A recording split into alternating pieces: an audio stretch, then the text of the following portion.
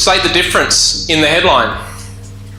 So the difference in premium gasolines is right in the additives. So what is the difference? The difference in my product is this. The reason people choose this is because when you look at this particular thing, you will notice the big difference is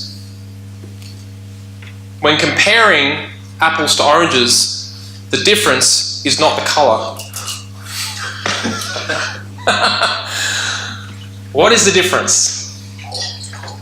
Spot the difference. What makes you different? We're almost there. There's a lot. I told you to have a lot of headlines and a lot of ideas. Surprise your reader into realising that former limitations have now been overcome. This is a presumptive headline. So see what happens when you crush a Hartman DC-8? Nothing. Be presumptive. Did you know that great headlines are now easy to write? Wow, they are, aren't they? So they're former limitations. Now you've been able to overcome that fear. You're writing and presupposing that by reading it, they've solved it. They've already overcome their limitation. And so they have confidence in knowing that the offer has already solved it before they've even got it. So you're giving them confidence, desire. Really powerful. Anyone want to share one of these ones? No? Anyone got a headline with this one? Not yet? I'll leave it up a bit more, let you think about it. Because it's really powerful.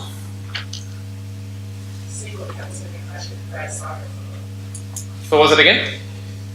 See what happens when you crush it in great sight, wearing great sight. Yeah, absolutely, yeah, totally. Like it. Anyone else? Yeah? Did you know there's an easier way to create Facebook videos? Well, what about you wrote it as if they'd already been able to create it now? Imagine you now creating great Facebook videos. You're now able to create great Facebook videos. Today. See what happens when you create great Facebook videos.